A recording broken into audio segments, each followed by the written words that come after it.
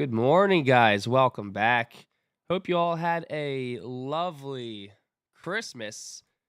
It is now Tuesday, the 27th, first day back after Christmas. And let's see. We've already got Santa Rally full into effect. This thing's ripping and roaring overnight. But probably won't sustain itself. We'll see. Regardless, hope you guys had a great Christmas. I'm excited to be back. Feels good to be back trading. Yeah, it was a pretty chill Christmas on my end here. So not much happening, but hopefully get some good volume this week in the markets because you got still got the Santa rally this week. You got some things moving pretty well. You got some end of the year rebalancing and volume. So hopefully this week's a good one. I can feel it. But what's going on, Pablo? How you doing, man? I'm good, man. Just excited to get back Yeah. after a very slow last week. Oh my God, dude. Last week was brutal. But yeah, it feels good to be back. Hopefully volume's better than last week. It should be, given that we have typical Santa rally volume this week and the week after. So yeah, as far as news goes today, don't really have any news events. Pound has a bank holiday, so got to keep that in mind. Canada has a bank holiday, and that's the end of the bank holidays for now until then, New Year.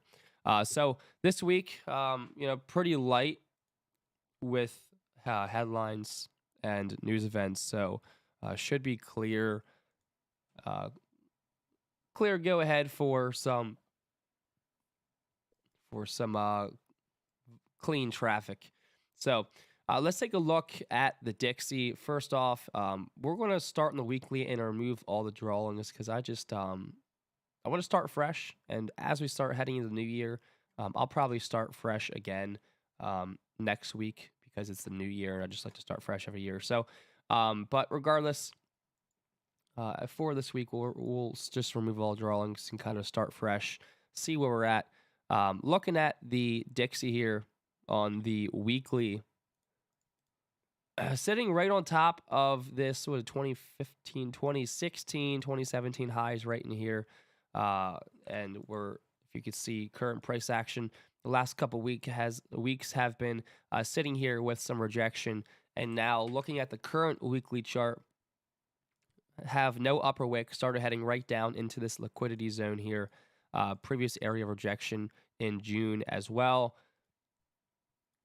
And so now we're finding some support, and this is where we should then get some momentum to the upside. And so if we're looking for momentum to the upside in the Dixie, then expect typically there's been a little bit of dislocation in the relationship with the dollar lately, but typically you'd expect a weaker equities market and a weaker gold.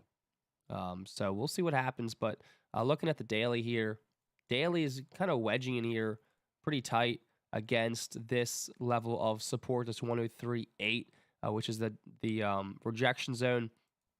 And so looking for it to find some support and start heading up from here. 4 hour, finding these higher lows. And so just I think it's kind of rounding up here with these lows, low, lower low, higher low, kind of creating a swing pattern here. Bullish 4 hour create our lower wick. So it seems like the Dixie's now ready to start heading up and at least give us this gap fill from over the weekend right in here. So I like this bullish Dixie for the day. Let's take a look at equities. I'm going to start the Dow because I think the Dow has some good potential. Probably what I'll be trading this week. If you look at the overall weekly chart, the previous week, so 2 weeks ago, we had this nice liquidity grab here over the highs, closed bearish, pretty strong bearish candle. Last week, a week of indecision, you could tell it was a light in volume. It was obviously a lighter in volume, a slower week. So we kind of just sat there indecisive, just sideways. And then the current week, which is starting today, you see just no bottom wick, came right up to fill this wick from last week, giving us that liquidity grab here. And if you look at the daily chart, where we're kind of running into now is this shelf we had back in November, back in December as well. And then on the flip side, we broke below, retested it right here last week. And so now we're back up, retesting it again with no bottom wick on the daily. So I'd expect us to find some resistance here at this 33,430 area and then start rolling over with a stronger Dixie. So taking a look at the lower time frames, take a look at the hour. Watching this support here that we've created in the overnight session. And so we're also watching this resistance here that we've created from last week, which is the support we've had in November and December as well. And so going to keep an eye on price action here. Maybe we can get a little bit higher prices. So we run the current daily high, come into this resistance here. Then we look for sells and to start filling this move from overnight. And the open is down here with no bottom wick. So that could give us an area to target to see if we can then start rolling over. But I don't know if we'll get that much today, but we should at least start breaking through these this overnight session low, filling some of this move. Whether we get that entire move filled or not, we'll see. But regardless, sells are in play for me for the Dow. So what I'm going to be looking for here is it's finding support here at this overnight session high. And so now what I'd like to see is it run through the highs of the day so far and then run into this resistance here at 33,430. I'll look for sells and then we'll kind of go from there and we'll see where we want to target and what time it is. But yeah, so we're going to give that one a little more time to set up. Take a look at gold. I know gold sells look really nice as well. Let me delete some of this stuff here. Cool. So, taking a look at gold weekly, the last 2 wicks on the weekly chart here for gold have been a just nasty rejection, pretty indecisive on a directional bias. And we're now, I mentioned this, sitting in the same weekly resistance, or I guess the weekly consolidation point we sat in for a half of a year, almost a year here back in 2021. And so now we're finding an area of resistance similar to where we found all of this weekly resistance before. And that's where we're kind of sitting. Looking at the daily, again, we have no bottom wick on gold right now. And so it's kind of going right for that liquidity grab right out of the gate here. Looking at where we're sitting, we're now running into this previous area of support here. If I draw that over right here, that's what we're running into right now with this gold daily push here that we had overnight. And so looking at the hourly chart, we kind of marched our way up to fill this move from Thursday, this big drop. And now I'm looking for the shorts into this area. If you look at this this previous resistance area that we had on December 14th, had a lot of struggle, a lot of tug of war in that area here. We also had that as support here back on December 21st. We're now running into that resistance zone here on gold. So looking for sells against this resistance that we've had before, and the move that we get away from this zone here, this 1811 area, is pretty strong in volume, pretty strong push down on gold here, pretty strong push down on gold here. So you get some good volume pushes away from that 1811 price point, 1812, and so looking for that move to the downside. 15-minute close with a nice rejection wick here. It's now 7:15, 15 minutes in. And we already had a nice hourly push. If I was paying attention, I probably would have started a selling position on that push, but I wasn't. So going to start looking to start tier into this one. You can tell that we've had a grind in price action here, but the volume's kind of just been steady right in this zone. So the volume hasn't been there with this grind. So I feel like once we start getting some I guess traders back into the market, and once we start getting some I guess volume kicking in, towards like maybe 8 o'clock is when we'll actually get that nice gold flush down to fill some of this just nasty grinding action. But so I'm going to start looking to tier into gold. Probably as we start retesting some of this wick here is when I'll start tiering into my gold positions. And then once we confirm a selling bias, as far as we get like a higher time frame bearish engulfing, or we get a backside retracement, like you can see these lows here along the way from the overnight session have been just steady grinding to the upside here. So I'll look to tier in my initial position somewhere in this 1811, 1812 zone. And then if we get a bearish engulfing or we get a backside retest, something like that, then I'll look to tier into my final position. So we'll just have to see what it gives us. Nick, good morning, dude. Good morning. Welcome back to the charts after a nice, what was it, 3-4 day break for me. So, yeah, but welcome back. Good morning, dude. So I'm gonna just keep an eye on this gold position, or these gold. I'm gonna stalk these gold shorts here. But yeah. Moving on with oil. Probably not gonna trade oil today because it's just been dirty. It's been dirty. Hasn't really been connected with the Dixie, which has been one of the main, I guess, edges and performance biases there is using the Dixie, and it just hasn't been connected with it lately. So kind of probably not going to mess with oil much, but I'm taking a look at it anyway to see if there's anything that I want to just take a look at.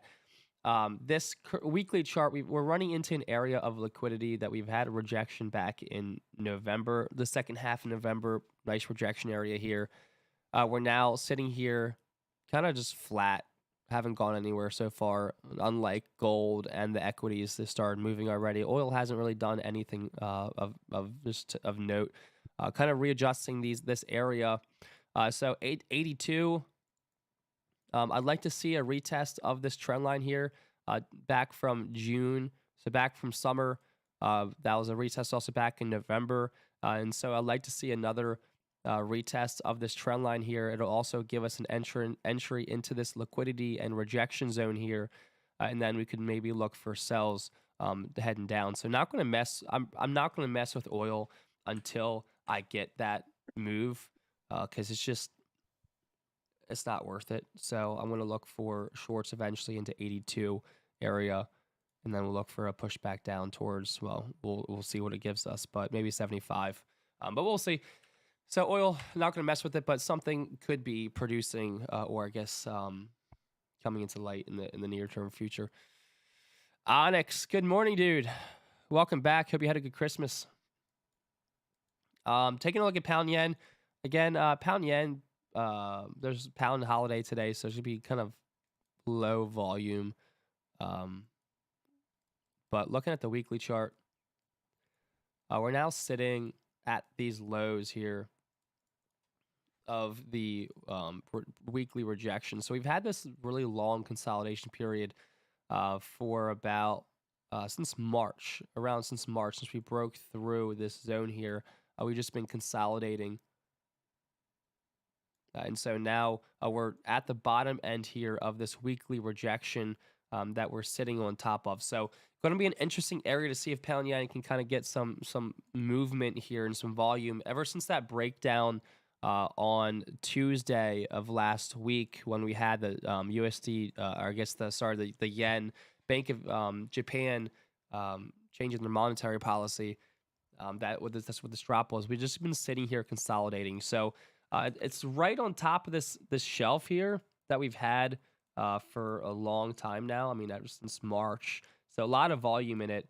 And if we can get some volume come back into the pound yen here, then maybe we can get some buys to retrace some of this move that we had from last week. So we'll see. But right now, looking at current price action, we're sitting in this tight range here. We're now rejecting the upper end of 161. We've been just kind of grinding our way up from last week, and now it seems like we might start getting a pushback down towards lows here, and we're just sitting in this consolidation range. So not really interested in pound yen right now. Maybe if we eventually get moving through these highs, retest it, look for a run. Maybe I'll look for something like that, but that's not going to play out today, most likely. And so right now you have these lows that are being taken out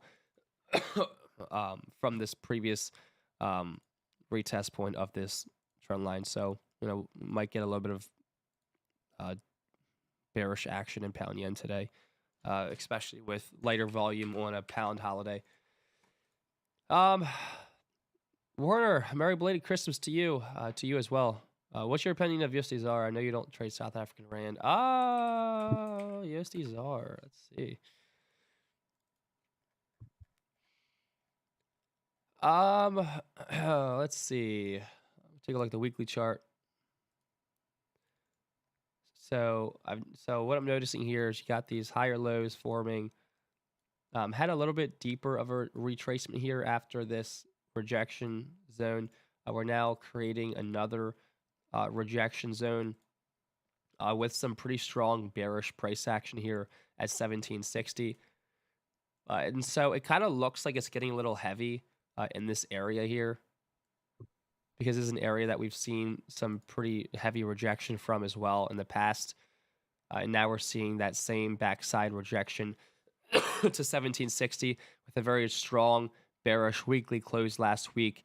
And so the fact that we're pushing up strong right away this week, retesting this bearish price action here, kind of tells me that it might be ready to roll over, especially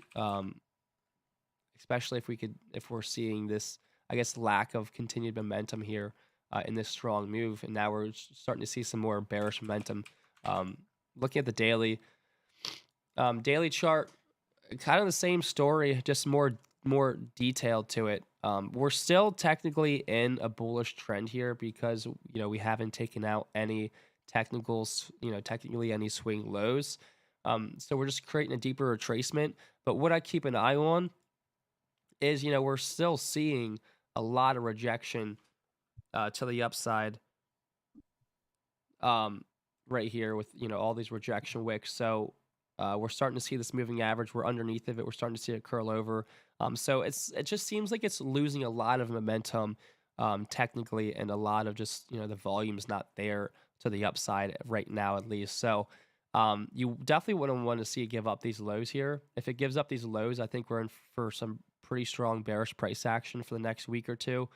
But if maybe we maintain consolidation in here and then we start pushing up higher, but it's not looking too exciting. I'm not too excited about it because we are now creating these these lower highs, and we're potentially creating this new bearish active sequence. So we'll see.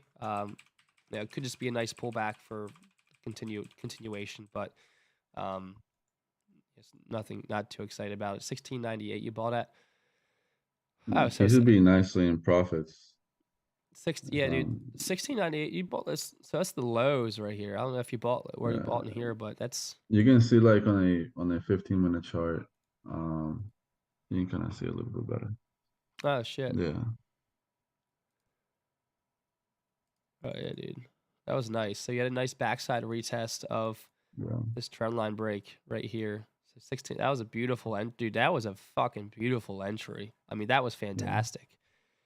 Honestly, if I were like, I mean, I'll be taking yeah, profits, I but mean, that's just me. I would be taking profit as well, because now you're running into like this area here that we've had. Just, it was a shelf, volume break below, running some resistance here. So I'd consider taking some profits here as well, because I mean that's a strong push, dude.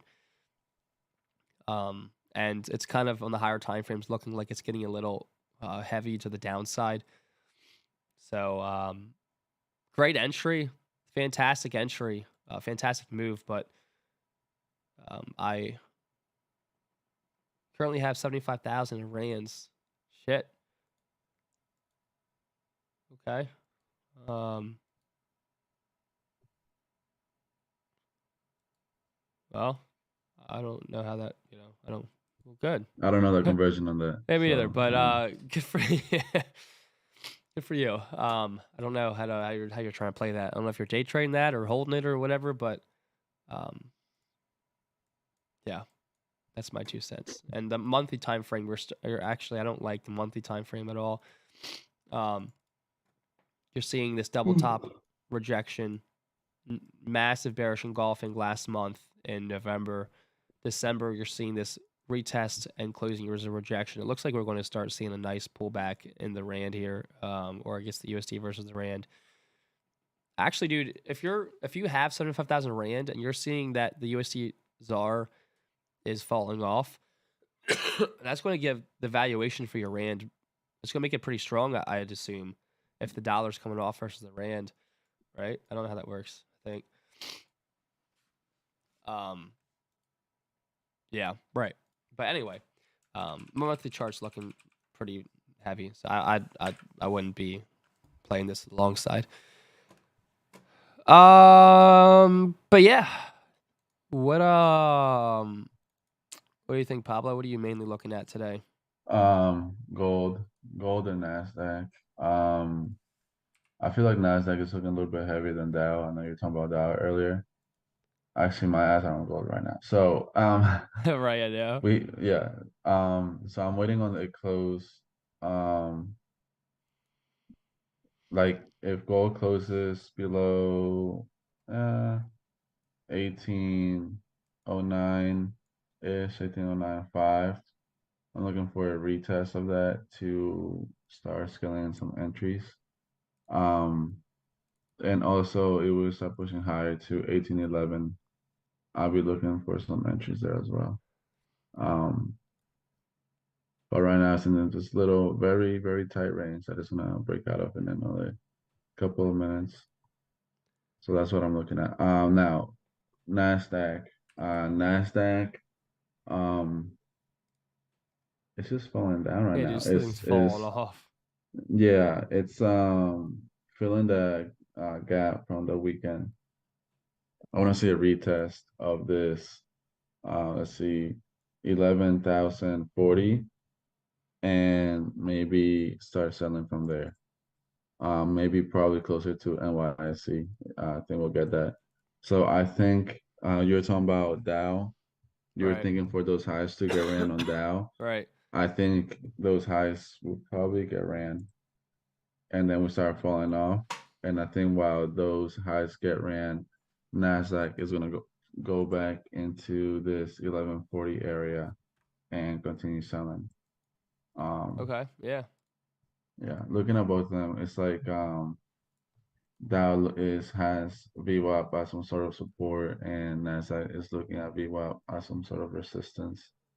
I think that's like the difference between the both of them right now. Oh, all right. Hey, look at that fucking Nasdaq moving down to fill that overnight gap. Yeah, it's moving quick too. It's like, damn. Oh So man. that's what I'm looking at, and I'm just waiting on gold to figure out what it's gonna do. Um, I would like to short backside on this. Looking at the hourly, I think we can run almost all these lows all the way back down to like 1785. Obviously, I don't know if we maybe 17, all these lows down to like 1774. I highly doubt we'll do that today. I think I would like to see it move down today to like, take out London's lows down to like 1800. Yeah, 1800 what I was looking for as well. Yeah. Definitely, yeah. And on my broker, that's Sunday's gap, 1800. But on TradingView, you can't really see it. Let me see. Oh, okay, right. Yeah. I see that. Yeah. Yep. So yeah, that is the So, broker's gap right there. Yeah. mhm. So that's where my eyes are at right now. Nice 30-minute close on gold. I'm gonna probably Yeah. short into this push here. See if we can get a rejection.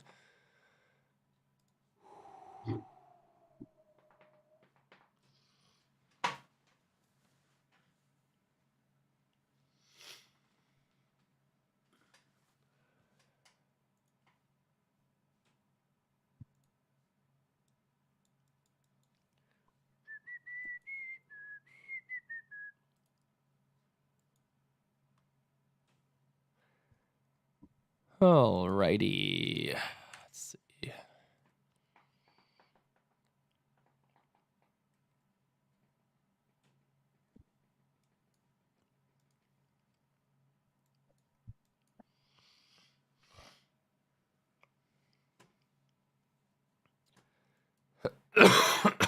See, it's 7:30. Got 8 o'clock volume. Comex. Why not? I'll take a short. Yeah. All right, I'm going to take an initial short. So I'm going to scale into this baby. But I'm going to take an initial short on gold. Gold. Gold.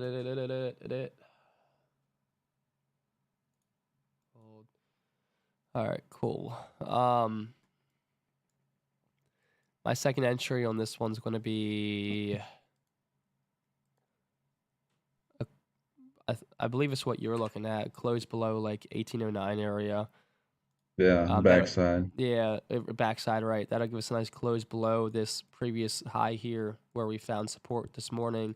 Close below that, maybe retest it, and then start rolling over here. So that'll be my second entry, looking for a confirmed rejection there. That'll also give us a potential break below these lows here as far as the trend line goes. So we'll see. Looking good, though. I like that idea.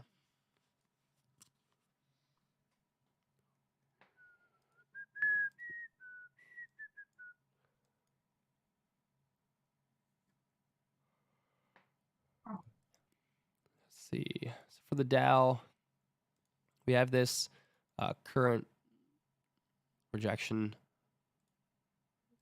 before we had a nice volume sell-off from last Thursday that we've now created as a high from today. And then from this recent rejection from from Wednesday and Thursday here, a lot of rejection wicks on both sides here. Even from the overnight session of today, we're now closing back below that area here.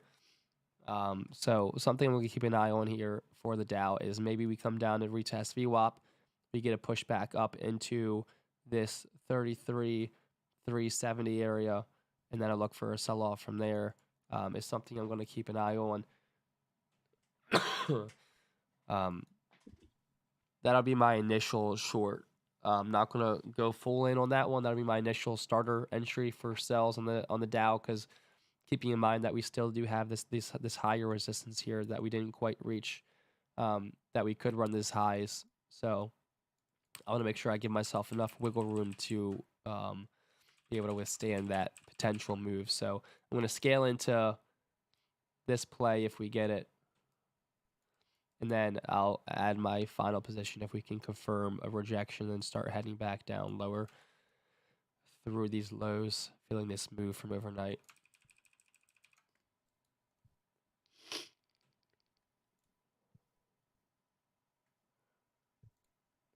Dixie's just sitting in this range. Yeah, Dixie's nasty, bro. Yeah, dude. Dixie's been disgusting lately, but I've been waiting for it to get out of that range for like over a week now. Yeah, I mean, it's just this has been right, since December 12th. It's just been sitting in this range here, and so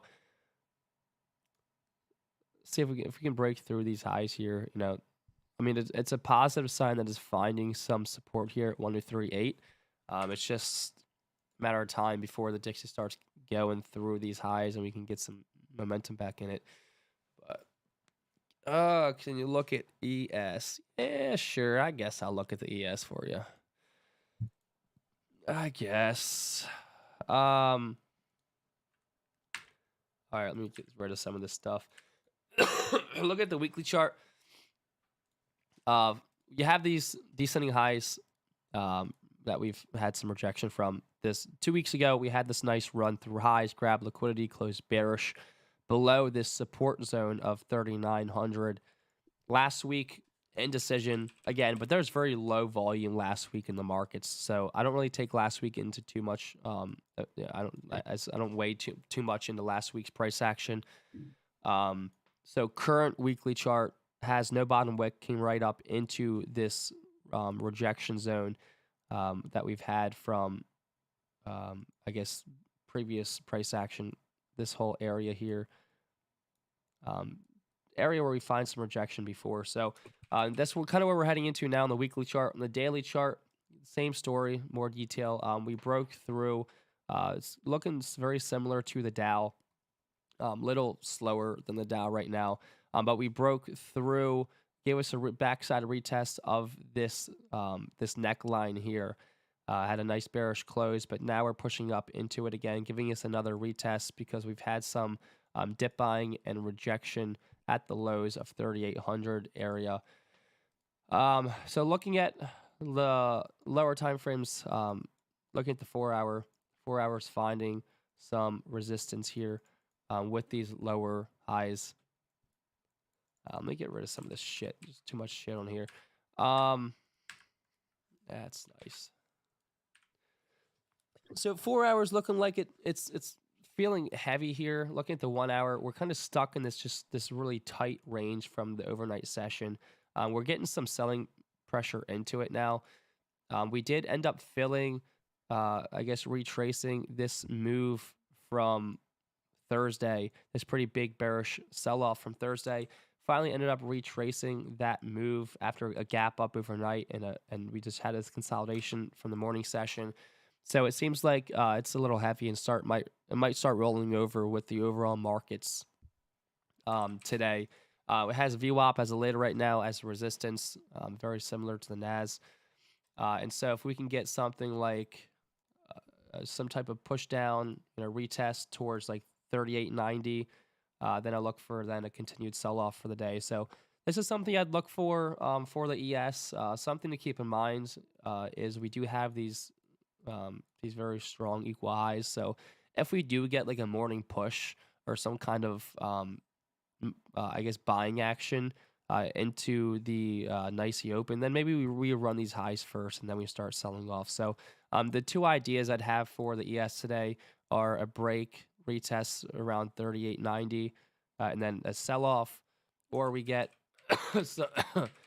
some momentum in it, break through the highs, and then we get something like this into the NYSE open. So those are the two ideas I have for the ES. But yeah, Pablo, what do you think about the ES?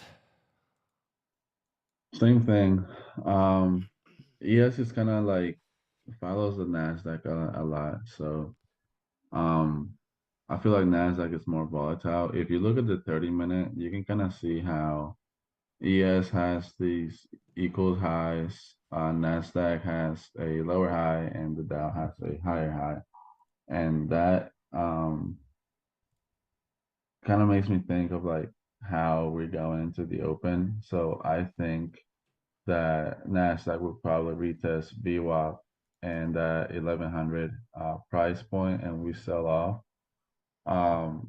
There's a possibility that ES will run the highs or find some kind of support around VWAP when I think that the Dow YM will probably run the highs and then fall off. I think we're going to be bearish by just looking at these three charts like side by side. There's a little bit of divergence. So Yeah, even though most of the time they move in the same direction, the way that they move is different.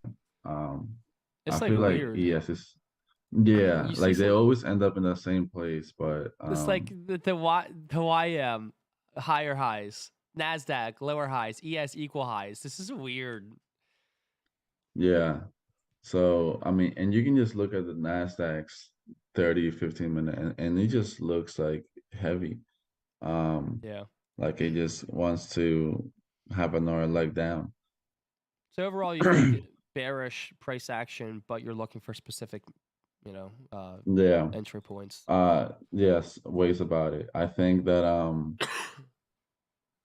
if you're selling Dow, or if you're selling, actually I think ES, if you're selling ES, you can't have your stops above the swing, because This right here, you might have to have open stops, 100%. or Yeah. wait for those stops to get ran and then look for a backside. Yeah. Um, for YM, you're looking for same thing, stops to get ran, that previous high to get ran, or a closure below, like, I don't know, right there, yeah. And then wait for like backside. So that's how I would play it. Um, Obviously, if you're scaling in, go ahead and do your thing, but I would wait maybe closer to New York Yeah. before I start entering. But yeah, agreed. Because it just seems like just the volume's kind of dry right now. Clearly, I mean, everyone's coming off the holidays, first day back at 7:42. So I definitely kind of wait a little bit for entries on the equities. But yeah, Onyx. Hope that was helpful. Funny, if you have any other specific questions about the ES or levels, just let us know. I'm looking at But yeah, gold right now too. I know, dude. Uh, Gold's beautiful. if we have this closure right here, I like to take an entry. Like, I Yeah, might take an entry right now, actually. yeah. I'm sitting in my first entry from up here. Yeah. Um, so if I can get like something like this, look for my second entry around 1809, 30. Yeah. Because I really liked what calls me to get in my first entry is the 15-minute. You had this nice big wick, just kind of a middle finger. You have just the Yeah. knuckles, the knuckles, the middle finger here, and so it's like, okay, well, I mean, we had that last push, that strong push, big rejection, so maybe start rolling over from here. So I was like, I'll give myself a shot at this entry in here Yeah. to see if That we. 30-minute was clean. It looked very clean. Yeah, yeah, that was Yeah. nice. So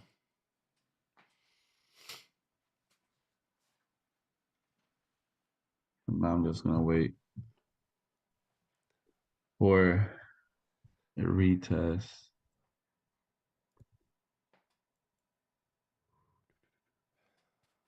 agreed.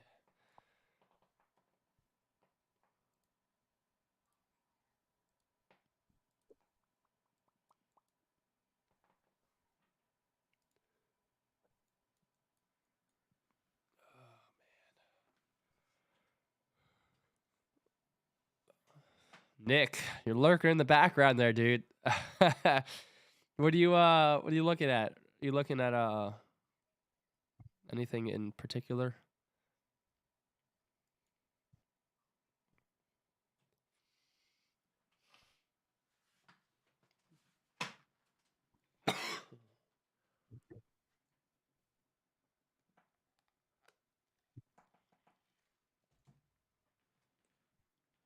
Oh, dude, this Dunkin' coffee just tastes better knowing that it was free. Oh man. Well, how'd you get a free coffee? I You had the app? well, yeah, I do have the app, but I'm like my whole family knows I'm a fucking coffee addict, so they just got me a Dunkin' gift card. It was one of my things Okay. for Christmas. But I do have the app. I often actually get free coffees from them anyway because I use the app all the time. So it's just sure I'll get one soon.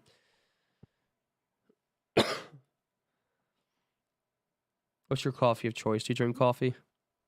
Not often. Uh, Like, I'll drink coffee if I get like breakfast. Like, if I get like Dunkin' breakfast, I'll get some coffee. If I get like Chick-fil-A breakfast, I'll get some coffee. But like yeah, right, right. at that house, I don't really. That's pretty much how I I. used to drink Yeah. coffee a lot, Oh, really? but not anymore. Yeah. Yeah. It's pretty much how I am. Like, but I get breakfast every morning, so I get coffee every morning. But Mm. what broker do you guys use? If you're for my personal account, I use Dominion Markets. Dominion Markets is what I use for my personal account right here. but what I'm but right now I'm just trading with my Forex funds. And their broker is Traders Global Group. But I don't think you can actually get an account with them. I think it's just for like commercial use, I think. But Yeah. yeah, that's who I'm trading with right now. And I think that's Pablo. What do you? What about you? What do you? Also I entered gold just now. But I used to have I've traded with the mini markets and caught Forex. Oh But yeah, right now KUT. That's right. I only have the I'm only trading the funded account right now. So with my Forex funds, yeah, Yeah. yeah. Dominion Markets and KUT Forex are probably the two, in my opinion, the two best brokers that you could have. Mhm. Um, yeah. But Nick said, I think that's it for gold daily candle. No bottom wick. I could see it selling off to create some sort of a wick and closing all wacky today. yeah, Yeah. yeah. That was Let one of me my like see. main things. Is like the weekly and the daily, no bottom wick, straight bullish price action, coming into like this rejection zone here, previous rejection zone here as well. So it's kind of like, okay, it's going to have a nasty sell off, I feel, because it's very rare that you see that kind of price action where it leaves no bottom wick on the weekly chart. We see the last time it left no bottom wick. Let's see if we can find the last time. Let's see. Okay, well, look at this fucking bar, dude. February 28th. This had no upper wick or no bottom wick. Yeah, it's like a fucking beast. But Yeah. And you can see um you don't use volume, right? no. I mean, All right, so I can if bring you it use up. volume, yeah, that one. On the I'm looking at the 15-minute chart. 15. All right. Yeah, you have all this descending volume. Zoom, like scroll in a little bit so that those bars get a little bigger. Okay, yeah. So you see like how volume's descending since almost midnight. Yep. Yeah. And we have always all these higher highs and higher lows Yep. being made. I think that's we're getting some sort of divergence, and once volume kicks in, come 8 a.m. or 8:20, we'll start selling off. Yeah. I like that. I I use the same. I don't use volume, but I use RSI, so I'm able to. It doesn't. I'm able to see pretty much very similar ideas with volume. Yeah, you said that earlier, and I was looking at it. I was like, but I feel like my chart just gets too crowded, so I just look at yours when I look at Yeah. our side. Yeah. No. 100%. That's why I take off that's why I don't use volume. I use RSI because it's a little cleaner for me. But Mhm. although I could put it in another pane if I wanted to, I feel like. But whatever. Um.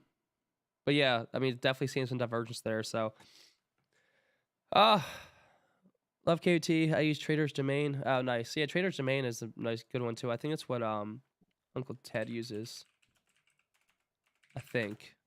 But yeah, I think that's I believe that's a good one as well. I've never used them myself, but I've heard good things.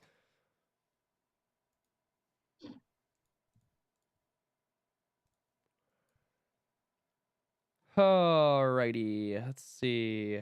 What is US30 doing? Okay.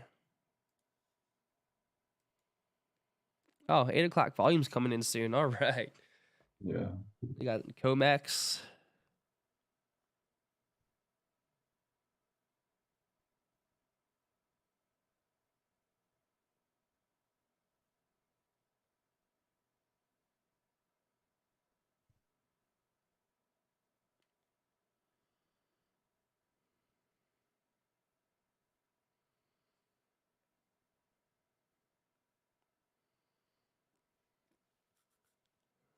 Let's see. Just sit here and watch gold. Gold's looking nice. So you said you took an entry in gold? Yeah. I'll let you know where my entry was 1809.55.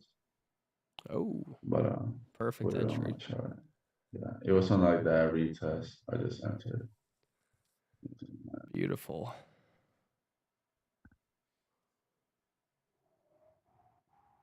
I feel like price shouldn't get above that wick. That'd be really weird if it I does. agree. I agree. Um, especially after like that big exhaustion. Yep. It should just 100%. start. And I want to see that 30-minute bearish engulfing. And so, yeah, it really shouldn't. Mhm.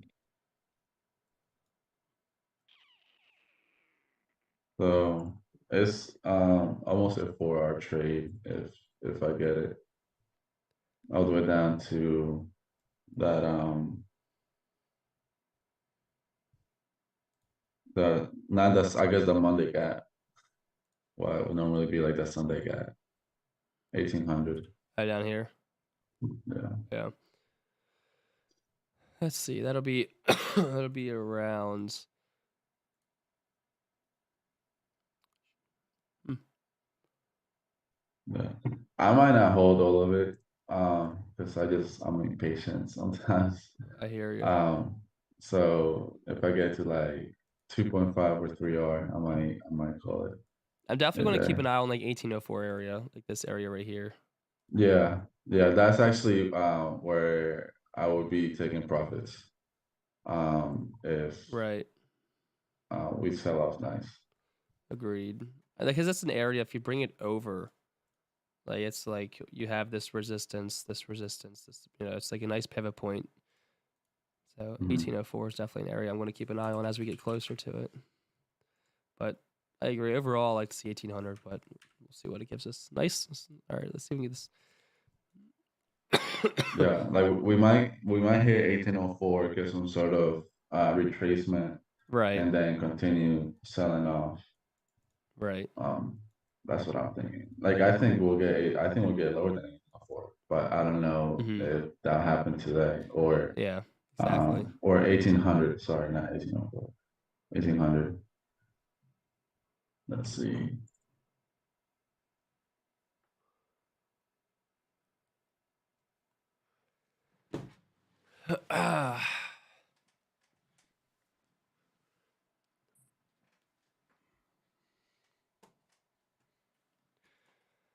Wait, so Nick, are you settled in Tampa now? I know you said you were going to Tampa. Like, are you trading there right now, or just watching the And Nick, stream? let's hear it. He's been sending me videos of his new place.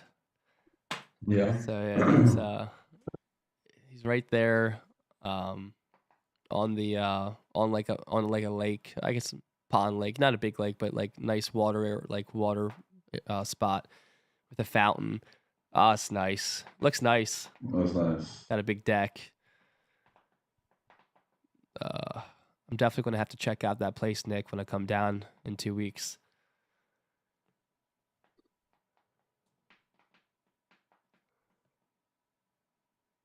Actually, you guys spent Christmas there, didn't you?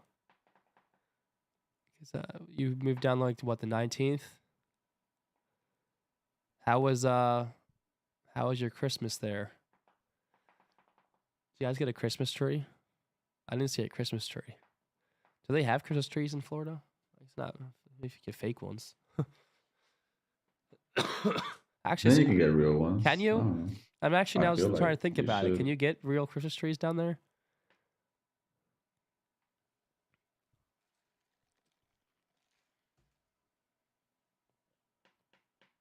Damn, Nasdaq is just selling heavy. Still? Damn, dude. This thing art just felt its fucking move from well, almost. Yes. It's almost done filling the opening gap, Nasdaq. This right here, right? This 10,970. We're closed Friday. Yeah.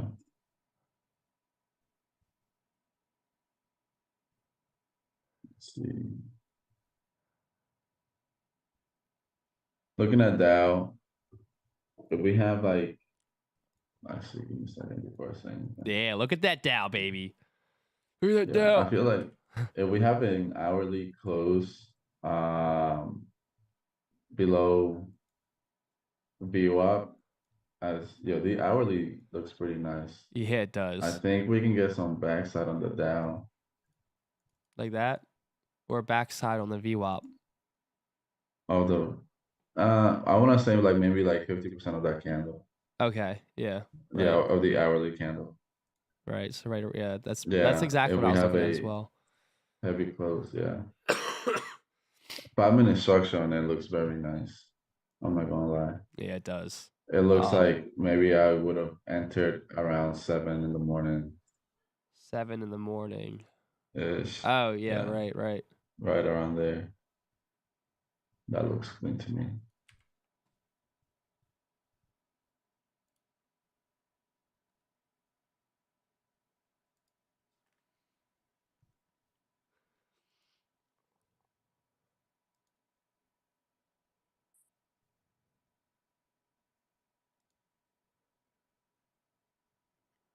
It's funny because let's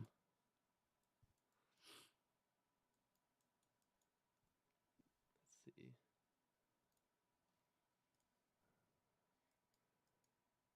had right here at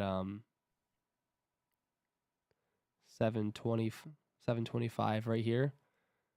I Yeah, This is my first entry on the Dow sells. You were in the middle of talking, so I didn't want to but yeah. So it's like right around where you were just talking about, where yeah, those cells. yeah. I didn't even look at the Dow until just like a couple minutes ago. Like I was looking at it, but I wasn't like paying attention to like price action there. Right. Um, no, but that was a good entry.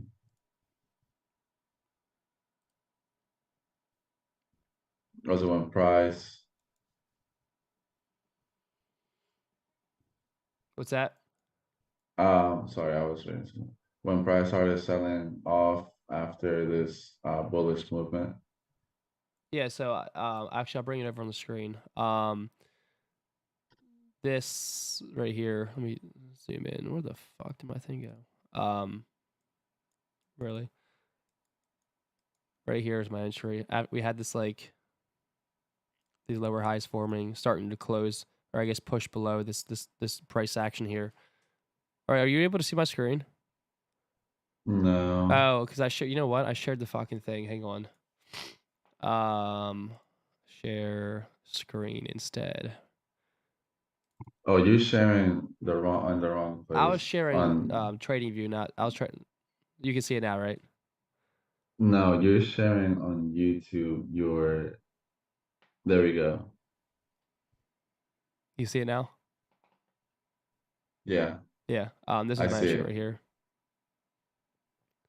I see it. Those type of entries is something that I gotta work on, like those volume entries. Oh, yeah. Yeah, Oh, it's fucking green now. Why are you green? Okay. Yeah. No, I don't like that. Fuck that. All right. there we go. All right. Let's see. 1 minute till. Oh, And okay. yeah, gold sell off is what I'm looking off to. 1 more minute, and then hopefully we get a little liquidity injection right now, and then come Comax, we get a nice push. Right. Um, yeah, price might come up and start flirting around um 1810, maybe 1811, just because it's fucking gold, but right. it is what it is. Nice close. Are you guys trading futures? Well, so I'm trading. I'm trading under like the Forex brokers, but I mean, you could technically say I'm trading futures. I mean, I'm not doing the actual contracts, but I'm trading gold. I'm trading the equities. I'm trading oil. So sure, I mean, you could say I'm trading futures, but I'm trading them under the Forex brokers. Yeah. I also trade with pound yen a little bit, so I kind of trade a little bit of all that.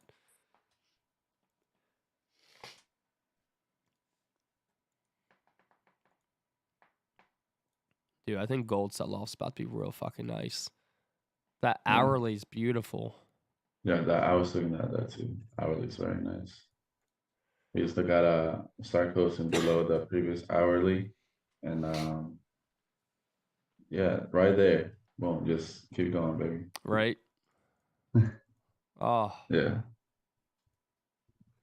Nah, so Xavier, we used to trade Forex, and that was like, um, but Forex is just like a little bit slow and it takes too long. And I just feel like the markets, like the money markets and like the future markets, are easier when you get faster moves. You're not in positions for like hours. Um, so we just stuck it with the Forex brokers instead of actually taking the contracts. Which I think Tyler, you actually traded the contracts before.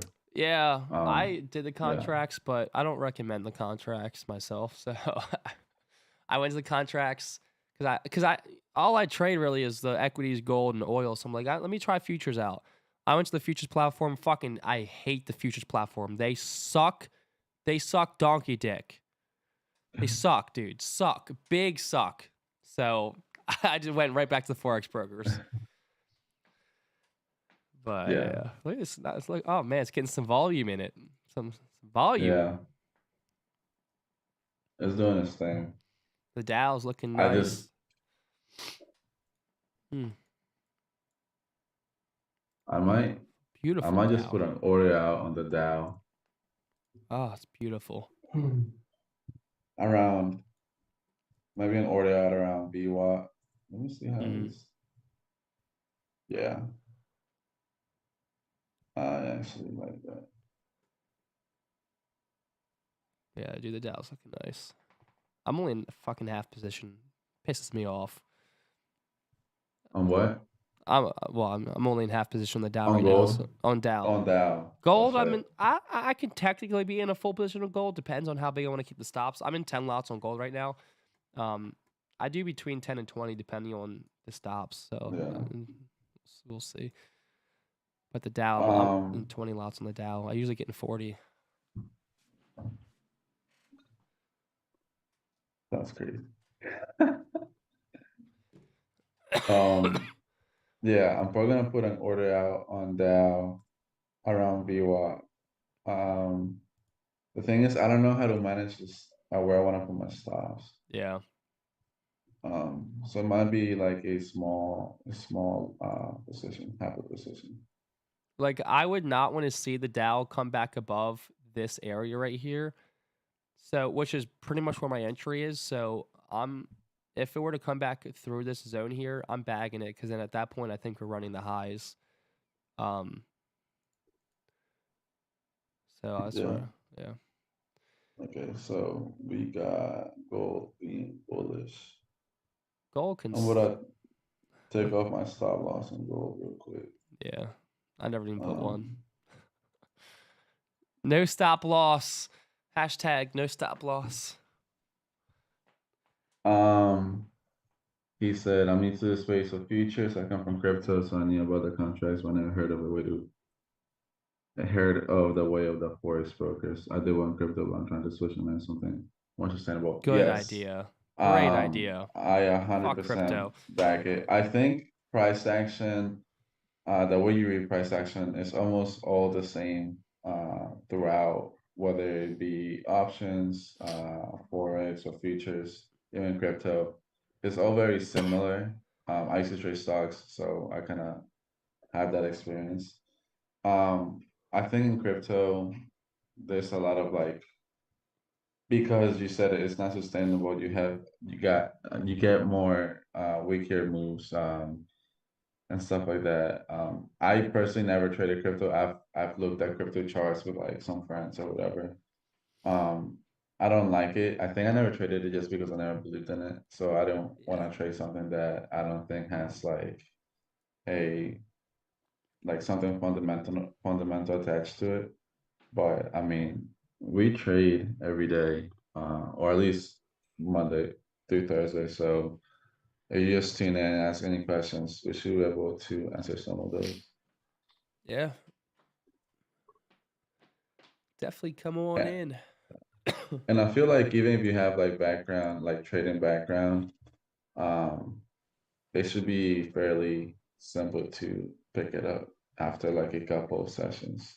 Yeah, definitely. But yeah, I wouldn't recommend on the contracts. So if you're looking to get into Forex, if you have your own money, great. Then you know the brokers that we recommend. If you would rather go the route that we're doing right now, the funded account with my Forex funds, it's a good option for people who don't want to put their own money up or don't have the money. Yeah, I think like this whole like prop firm, online prop firm, kind of changed the game of Yeah, the retail trader. definitely. Um, and just because of the way the leverage works, like you're able to trade, you know, or you're able to have accounts that are like pretty big that if you had a regular 9 to 5, it would probably take you like months or years to Yep, save up that kind of money. 100%. And all you have to do is maybe trade for 6 to 8 months, or really like dive into the space for 6 to 8 months and have hundreds of thousands of dollars at your disposal. If, you're able to, manage your emotions, be disciplined and just show up every single day. Yeah, here's the thing, dude. People, you'll see all these people out there when you get if you once you start getting into the Forex space like long enough, and they're all these gurus. They're like, if your mentor trades funded accounts, he's not a real trader. And so here's the thing, guys. You're very naive if you buy into that crap.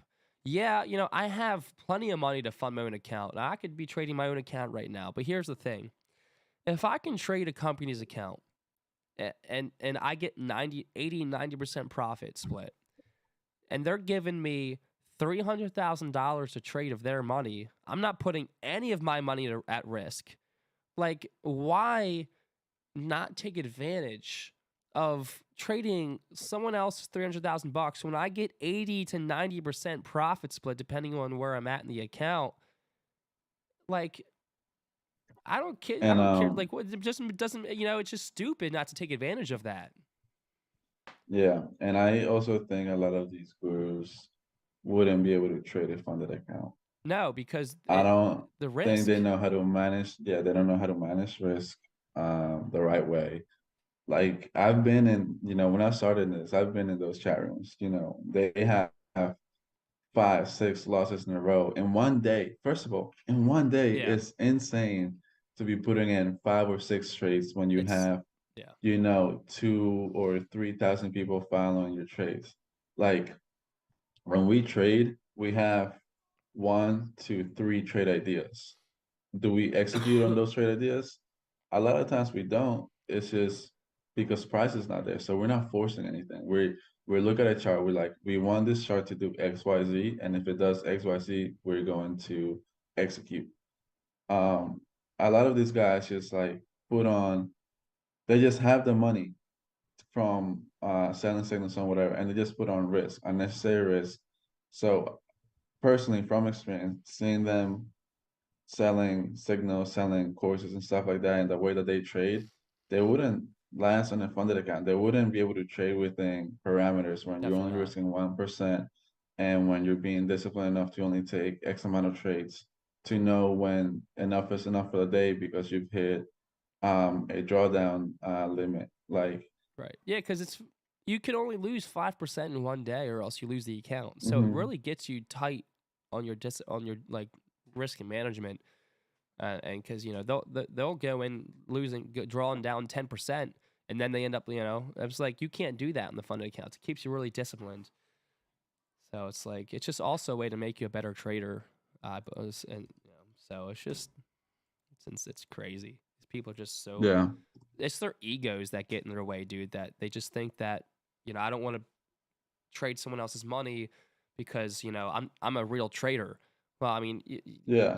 if you're bashing that kind of trading style, dude, then are you just they're doing it for the clout and the fucking following and it's And then they're the same people that will come back and make their own funded company. Yeah, exactly, dude. 100%. Every single one of those people, I'm so glad you said that. Every single one of those people who say, if your mentor's trading a funded account, he's not a real trader.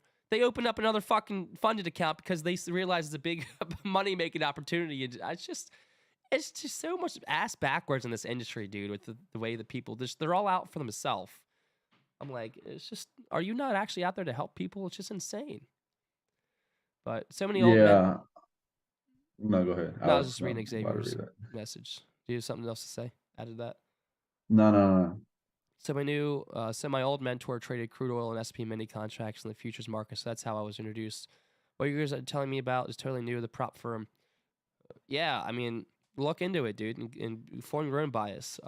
But if you're trading, if you want to trade contracts, One Up Trader, in my opinion, best company to use as a funded account for contracts. That's who I used when I was trying the contracts. Fucking hate futures, hate their platform. But if you want to go that route, try this company. If you want to go the route of prop firms in Forex, which is what Pablo and I use, my Forex funds, and I believe Nick uses them as well. Correct me if I'm wrong. My Forex funds is the company I would use, and if you're looking for, like, let's say you want to get $100,000 account, you pay $749. You go through a challenge phase, and then once you pass the phases, you're then funded $100,000. You get 80% profit split. Eventually goes to 90. It's So 500. You're under. where So am what I? you want to do is use Oh, the evaluation evaluation, phase. Yeah, evaluation, yeah, not rapid evaluation. Yeah, 499. I thought that sounded high. I was like, wait, what? yeah. Yeah, And it's like now, granted, the reason why they're profitable is because only like 1% of the traders end up exactly. being profitable. But you also got to think about what percent of the traders in any market are actually profitable, and it's like 4 or 5%.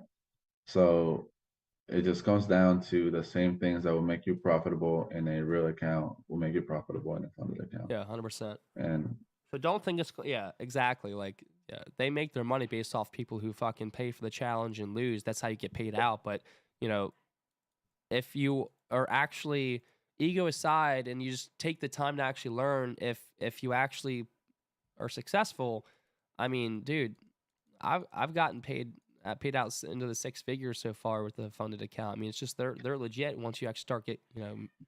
yeah, last week, Tyler was in the top 5 of payouts for the week. That's right. I was in the top 5 Yeah, of the whole entire of all the funded traders in my Forex funds. It was pretty cool to so see. yeah, so it's like, people want to say what they want to say, hear themselves talk, but it's at the end of the day, numbers talk. And if and I feel like,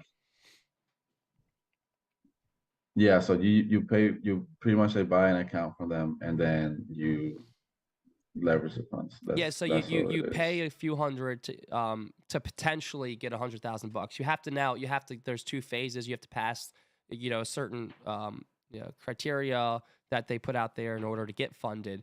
But you pay $400 for the opportunity, if you pass the challenge, to then get funded $100,000. Yeah. So good morning, Will. So Top of the morning.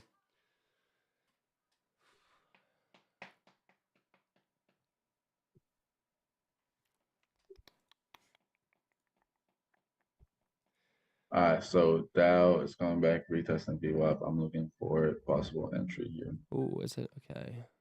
Yeah. I'll probably look to I'm add. probably only gonna do half size on this. Yeah, I'm in half size right now as well. But, I got this oil shorts running, are you looking short oil? decent. I mean oil, I mean gold. I'm just so used to trading oil, bro. Right. It's just every So just I show swear to them. God, for like, huh? No, I was just reading Xavier's comment again. So just show them I have the ability to trade and show proper risk management. Yeah. So I'll break it down for you real quick. All right.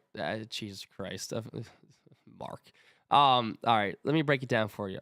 I'm going to explain why Mark's saying that.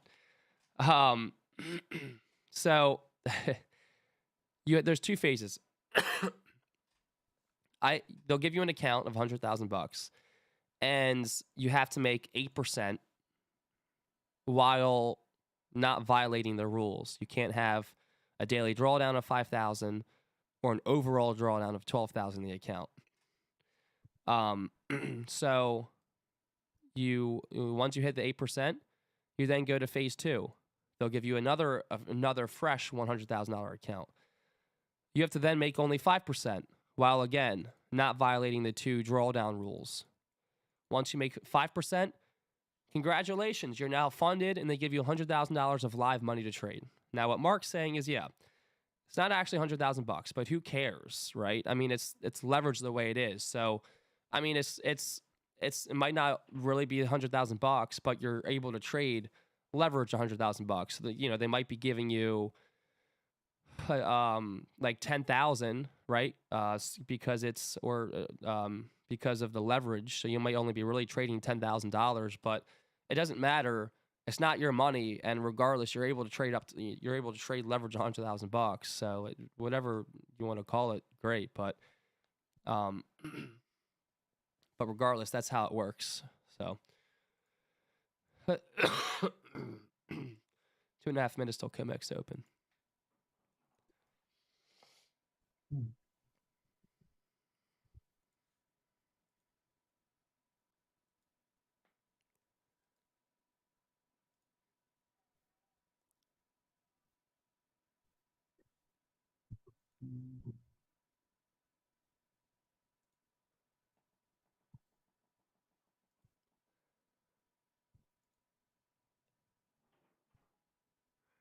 So yeah, Xavier, basically you showed them that you could use proper risk management and that you're a consistent trader, and then through the 2 phases, once you pass them, you're then funded. So that's basically how it works. And if you pass it, they refund you the $400 or the $500 that you spent. If you fail it, you don't get that money back, and you have to pay another 400 some bucks, unless your account remains in the positive, then you get a free and retry. what Mark's saying about the account size being deceptive, I understand what you're saying. Like, you don't actually have 100 or 200 or $300,000.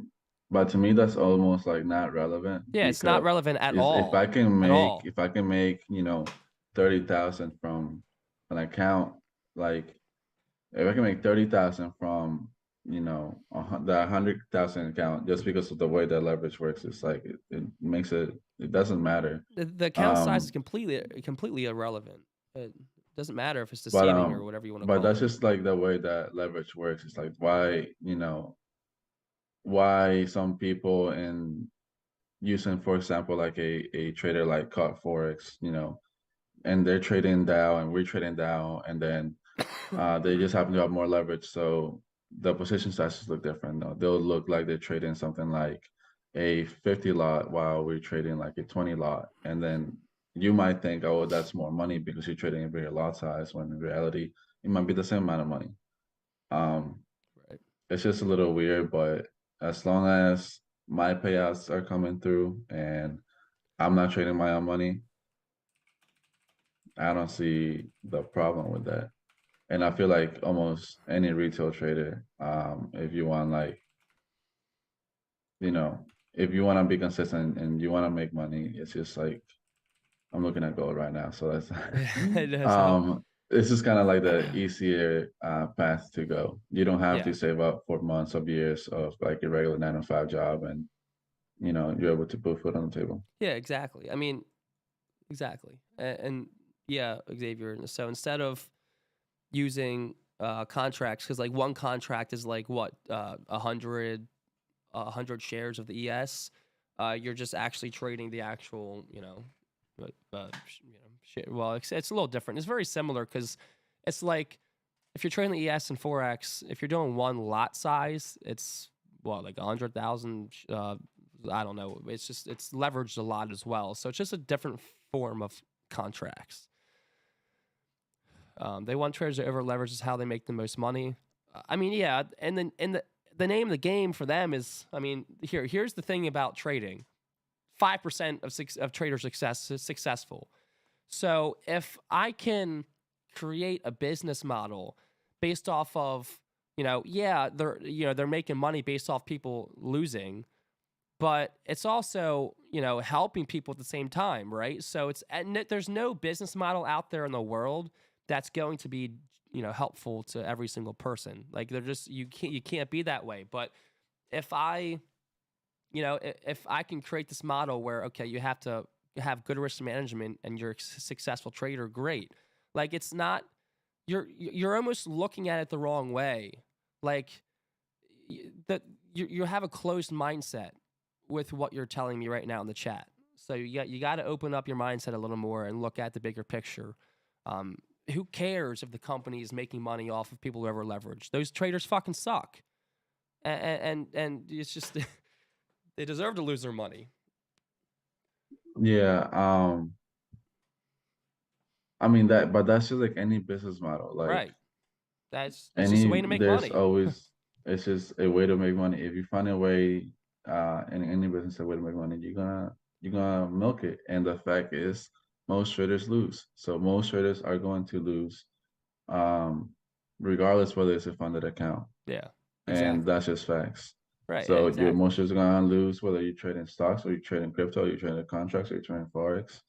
And they just okay, this is a lucrative business model, but also those traders are disciplined. And there we go. We getting this Look at gold that. sell off finally. I know. But those traders are disciplined. Those are the ones that are going to reap from this type of business.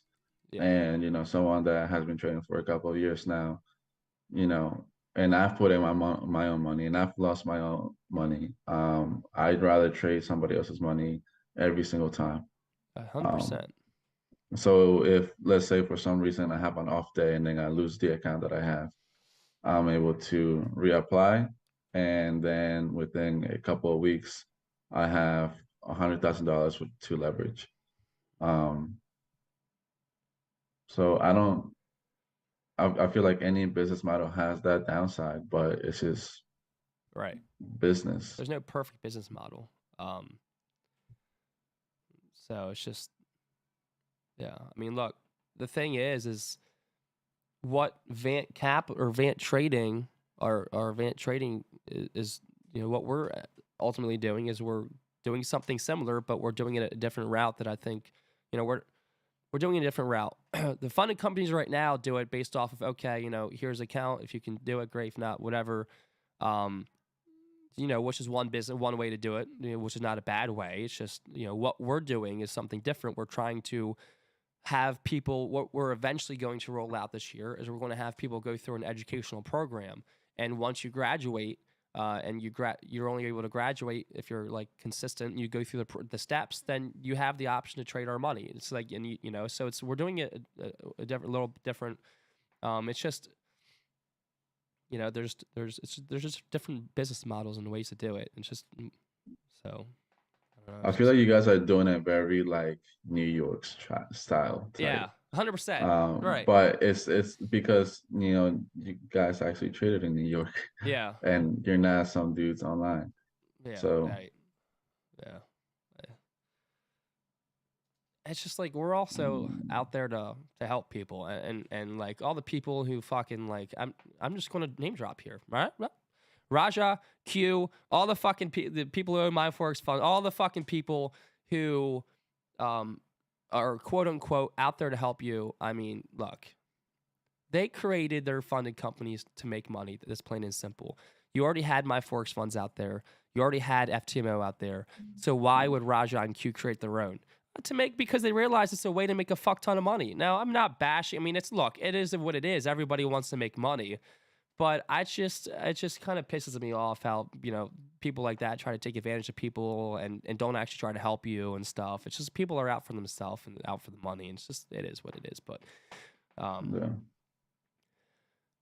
um, Had a nice 5 minute close on gold, finally closing below all I these fucking know. That's a wicks. nice close. This rally on Dow ugly. So I'm Yeah. just gonna chill right now. I'm at break even right now on the fucking Dow. Motherfucker. Yeah. Like, This is what I'm talking about. Like Dow be having like these moves that in my head, I'm just like, why are you doing all this? right. Like you don't have to. I swear, I know. Dirty. Um, yeah, but gold is gonna be the one today. I see it. Oh, definitely. Um,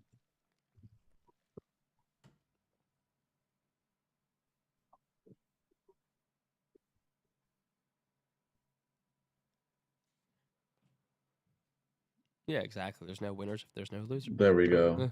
All right, nice. That was, oh, baby. Come Bro, on. finally, Come bro, on. finally. Come on now. And I think we might blow through 1804. I think I'm with you. I think there's volume finally coming in, and Yeah, as we start heading into even nicely, I think we'll hit 1800 today.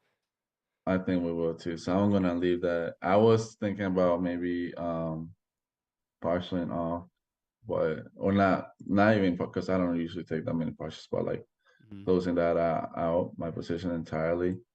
I think I'm gonna leave it and let it do its thing. Yeah, I love it when it just works out. right. So for gold, we're both short right now, Xavier. My entry point was, and I'll just replay it. My entry point was right around here. I was looking at, we're entering an area of liquidity resistance that I thought we would sell off from. Had this nice middle finger, or just rejection wick.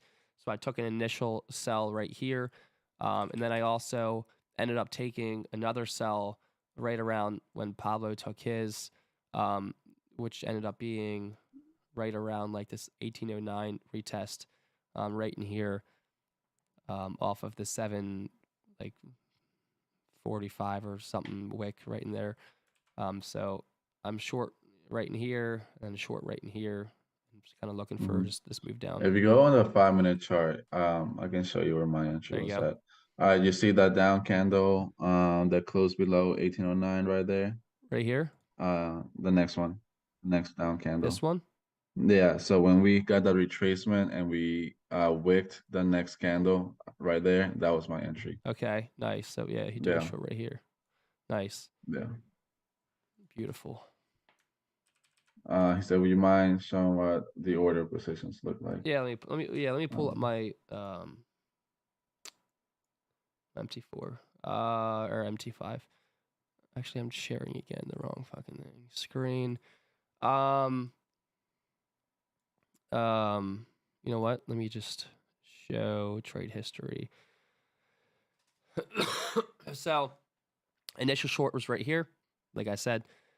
And then if I hop down the 5 minute, my second short oh, was look, right it was here. very similar to where mine was. Very, very similar. Yeah, very Yeah. similar. Um, yeah. But there's my shorts, and now I'm just kind of looking for just to ride it down. I'm gonna kind of leave it open, take profits, because if we get enough volume momentum into nicey open and stuff, we actually might fill this broker gap here. So I'm toying with that idea. We'll see. But overall, this is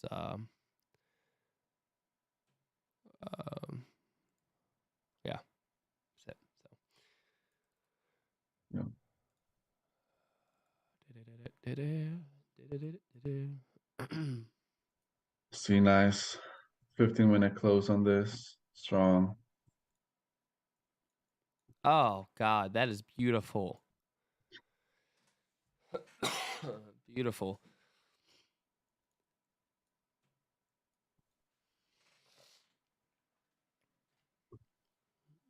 I'm only in fucking 10 lots. What a pussy.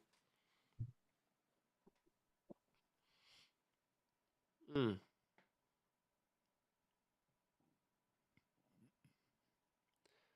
I'm only 10 lot. That's crazy. That's all I'm in um too. no, I'm not 10 lots. I'm 4.5. So you're both positions. Um you double my position size. Oh yeah. Well, your account system, but Yeah, well, yeah. yeah. Yeah, it's lots, Xavier, not shares. So yeah, you could see it as contracts. They're leveraged a little bit differently, but it's just another way of saying contracts in Forex terms.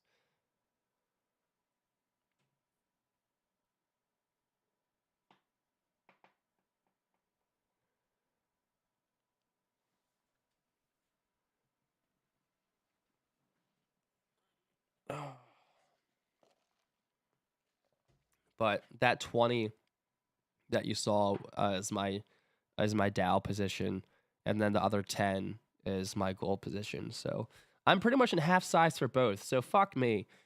But I see a 5, 5, and 20. Yeah, the 5 and 5 are Yeah. 2 scaled in positions for gold, and that 20 is for just that one position I'm in for the Dow.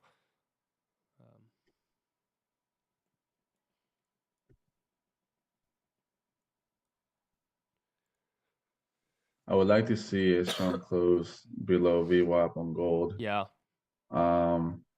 Looking at the 30-minute, we might get a retracement and retest this. What is it? 1807.5, 1808-ish, or 1800, 1807. I said it right the first time. I'm sorry. 1807. Yeah, 1807.5, 1808. I'm thinking we might go back in here, grab some of the orders, some liquidity in there, and then continue moving down. Mm-hmm. Yeah.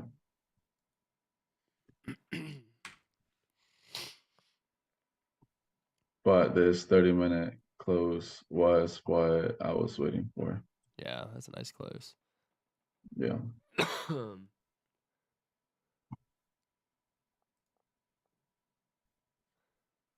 Weird how much ES capped up. Yeah. Yeah. I mean, all the equities moved up pretty nicely overnight.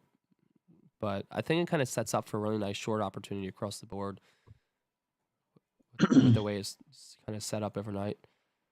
But Dow, this is exactly where I wanted to see the Dow reject, is this area here, because we had these highs, we ran through it, came back below. Now we're finding it as resistance. So that's why I want to see it remain below this area, which is where my entry is pretty much, because if it comes back above, then we're most likely running then these highs. So then I'll probably get out and look for better entries. But this is a nice rejection. We had to close below, retest. So we should start selling off from here. So I might consider adding to my Dow position on like now.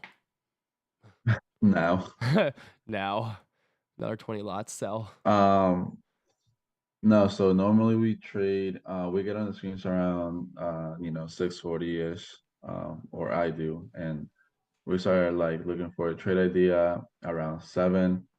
Normally a lot of these trade ideas don't start getting executed until like 7:30, maybe 8. And like to take, me personally, around 1 to 3 trades a day, depending on how much R I can get from each trade. If obviously if they're available, be done trading around 11. Now 11 will be like a late day for me too. Like I'm usually want to be done around 9 or 10. Yeah, In a I'm usually position like gold, huh? no, I was gonna say in a position like gold today, I feel like I might be on this for a little bit longer, maybe until like maybe 10, unless we get like some nice volume. And I also trade outside of stream. I trade the indices, so I would look for an entry maybe around New York Open or closer to New York Open. Not every day, but some days. Mm-hmm. Go ahead. What you were gonna say? Oh no, yeah, I was just gonna say I usually stop looking for entries by like 9:30, because then I go to the gym and stuff and get work done. But because I'm usually on from like 6:30, 6:40 to 9:30, so it gives me like 3 hours of market action. Usually you can get some great entries and moves in there. So look, you looking for a daily target dollar or daily target percent? Not necessarily. For myself, what I typically do is I just I don't like to do that, because once you start chasing a dollar percent, or once you have something in your mind, it kind of creates an opposite effect where like it starts like you start getting pushed away from that number. You start chasing for that percent or that dollar. You start forcing trades. So I don't really. All I really do is keep in mind what my daily stop is for the day, and that's it. Then I just kind of go about the charts. It's like, okay, this is the trade idea. This is what I'll take, yada yada. And then at the end of the day, it usually ends up being what my target is. Like I usually like if I'm risking, let's say 3% max for the day.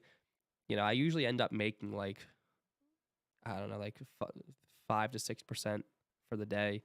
But I don't look for anything in particular like that. But what are your thoughts on that, Pablo? Yeah. So to me, it just depends how my trading day has been going. So if let's say, for example, I take two positions early on and I make, 4R and and I'm done by 9, I'll call it a day. Like there's no reason for me to be behind the screen. That's Yeah. already a couple $1,000 and I'm done. Um, so when I say like depending on how much R I made, it's just that like if I had a good morning, then there's no reason for me to be stuck behind the screen. If um maybe I only had like one trade idea and it was like a 2R, maybe I'll stick around for NYSE and I'll see how the open is. But that's pretty much it. If there's nothing, there's nothing, and I'm good. I'm cool with that. Yeah. Every trading day is going to be different, but I don't have like a goal that I want to meet. Um, but also how much money I make is like, or not money, it's like how much R I make is kind of like how Yeah, that's the way I I look at it too, trade. 100%. Like, no, exactly. Like you so you don't you're like me, you don't have that number in mind, but you recognize, okay, I'm up 4% for the day. I'm going to stop because you're up 4R or something. Like that's exactly how I look at it as well. Yeah, Is that correct? yeah, that's exactly how it is. So, Yeah. So it's usually not a good idea, in my opinion, to have a number that you're shooting for. Just be aware of where you're at in the account and then mhm. decide to stop for the day. Dow's pushing down nice, dude. Yeah, I'm bro. so glad I took that second entry. When you took that on I the took way that down. on the way down with the volume. So literally right as it crossed VWAP again is where I took that second entry right here. Yeah, that's what I was looking at. I put alerts on TradingView, and then once price gets to a certain area, I Yeah. start looking at it. But also, I just kind of start the chart fresh in the morning, and then after like overnight session in London, you can kind of form a bias. But like even like looking at like the daily and weekly chart, I can kind of look at that and I think like we should have like a down day or we should have an up day. Looking at Dixie for like um where I think price should go and stuff like that is Yeah. how I make my bias. Right. Um, So I do alerts in TradingView as well. So like if for example, if I were looking at gold right now and I say, okay, my analysis, I think we're gonna come down, retest 1809, then we start dumping from there. I'm not always looking at gold because I'm looking at other assets and stuff. So I would then right click and add alert. And so I'll put an alert where I in the area I'd like to take a sell at. So then I can like walk away and then it'll alert me if it's at my point to where I want to sell. So that's the way I do it as well. Oh, the Dow, dude. Oh my God, the Dow's looking nice. Look at that close below this fucking. Well, it's 15-minute didn't close yet, but the 5-minute close below the support here. If this 15-minute closes below the support here, I'll maybe add a third position on like a wick retest of this 33 yeah, 300 and then I feel like fill this that. move. Oh my God, this 15-minute is Dude, insane. it's fucking beautiful. Um, Oh, God damn. Damn, I can't go through that when I'm full size Yeah. on gold. Gold just want to let me go full size, so it's taking its time. But oh man, oh man, I'll definitely be adding to gold in a second though.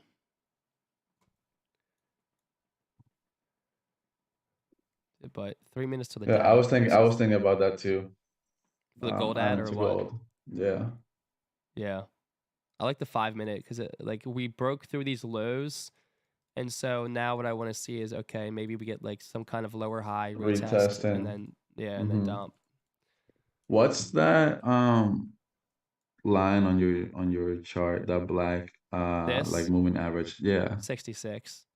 66. Actually got that from Q. Actually, 66, like weird enough, works really well. But yeah. Yeah. This 15-minute bar is insane, bro. Yeah, dude. Dude, this Dow, man. Oh my God. Just melting. Oh God, it's great. I would have, looking at this, I would have open TP on this. I'm definitely having 100%, dude. 100%. Um, yeah, that looks insane. Naughty, dude. Like it could, like I feel like it could totally do something like this, dude. Just like, like we're leaving this area here, and this is what we did last time. Oh God, I remember that.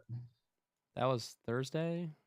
Yeah, That was Thursday. Thursday. I remember I was looking for buys that day. Like I didn't execute because I never got like I probably would. I don't even remember what I was looking for. yeah. And I looking at the chart looking back, I was like, well, I'm glad I never got into any position. Fuck, dude.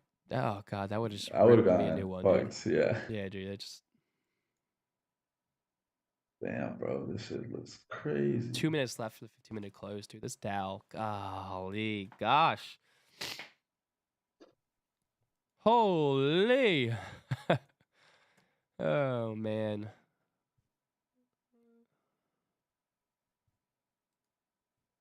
The ES is about to fill its gap. Did the NAS finally fill? Yeah, NAS finally filled its gap. Yeah. The ES is working towards its gap fill. Oh, the ES would have been a nice sell, if, like, kind of exactly what we were looking for. Is it broke through this area, gave us this backside retest, and then sold off nicely. So that was a nice ES trade idea that we were looking at.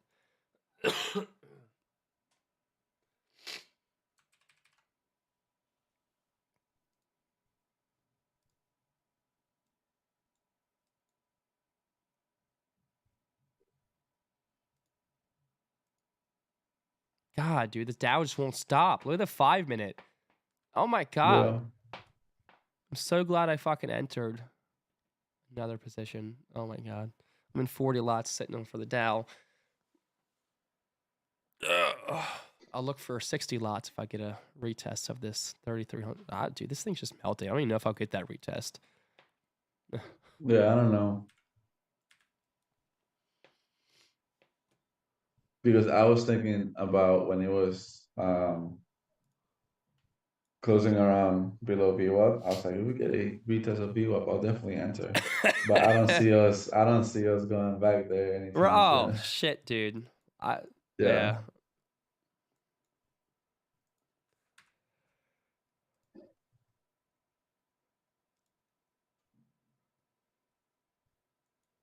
Wow. Just wow. Wow. So 5 seconds left. The 15-minute close. Just massive 15. Oh my God. That was just, oh. Dude, that was just fucking massive.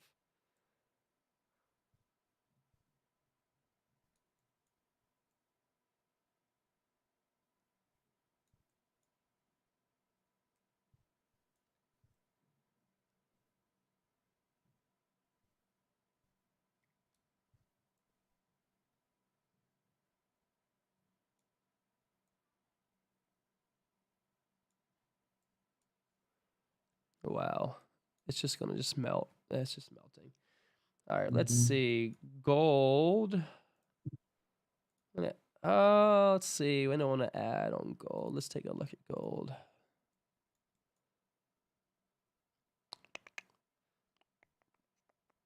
Um,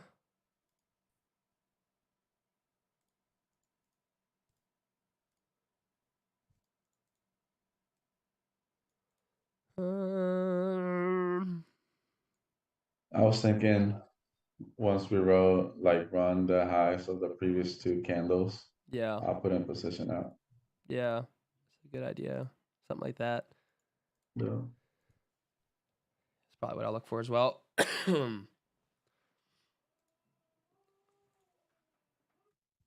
Kind of like it's happening right now too. So let me Dude, go I ahead. look at this fucking look at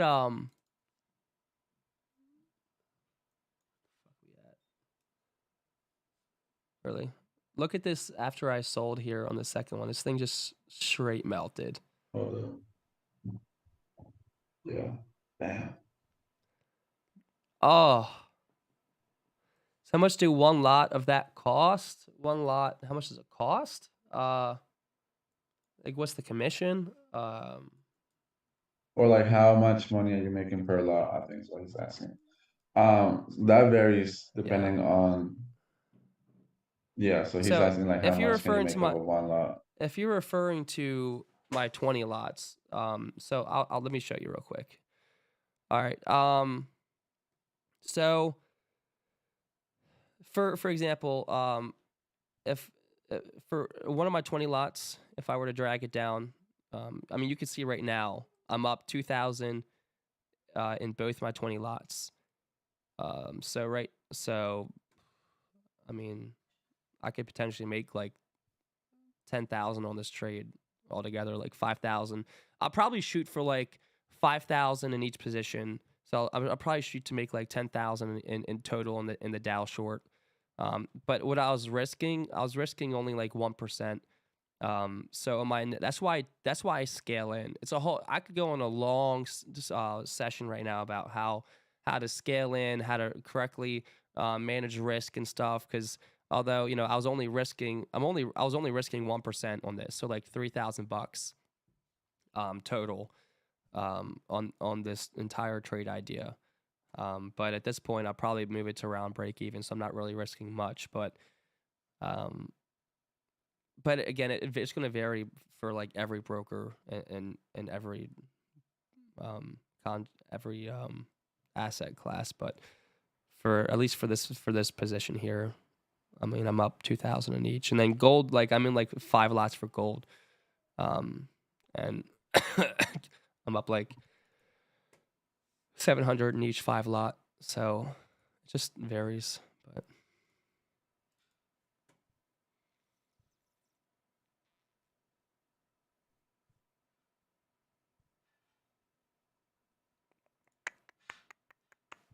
Oh, you added a third position on gold? yeah, I added third position on gold, right in here as it was retesting Yeah, these previous wicks. I This saw this that. the I didn't have after all. that. What's that? I said I didn't have. I didn't. I was looking at your screen for Dow, and I didn't see like where gold was at. And then when I Oh, looked at it, I was like, but it is what it is. yeah, yeah. I added as we were rejecting those wicks again. Right here that we have this box I've drawn. So I'm Mm. in 15 lots for gold, 40 lots for US30. Spend $1, make 11 is the goal. Fuck. That's Yo, a very big goal. that is very ambitious. Yeah, who the hell is getting a 10R Yeah. where it's an 11R?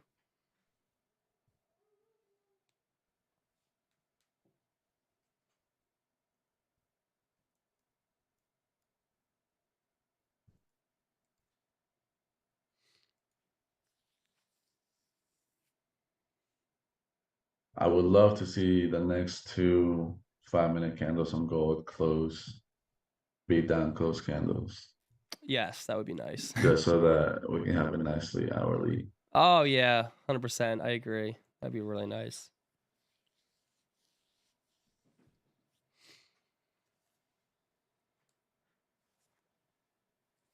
Talking risk management. Yeah, I mean, spend $1 to make $3 or $4 is really good. I mean, $1 to make $11 is a lot. I don't know if you'll. I mean, that's a lot. But yeah, exactly. It's crypto. Make 10x. That was crypto at least. But I don't know. Crypto. I mean, I'm glad you're switching Xavier to Forex or whatever you're switching to, because crypto is just not sustainable. It's like penny stocks. How I used to trade penny stocks in the stock market and OTCs. It's not a sustainable market in my opinion, because it's like just it comes and goes, and you can't consistently have, you know, the good trades every day. It's like you have seasons. Where if you trade Forex or futures, every day you're going to have a trading opportunity. It's like a consistent market that you can rely on. Yeah, and if you're selling, you don't have to borrow shares. You don't have to Right. do any of that. And Oh, I exactly. remember fees for borrows used to be like, ew. Yeah, dude, So it can be a lot. yeah. And then you have to pay for the shares, but you might not even use them. So you Yeah. And then you have to be up early to make sure you have enough, or like the broker has enough borrows, or go to another broker to get borrows. right. So it's like a lot of things that to going into that.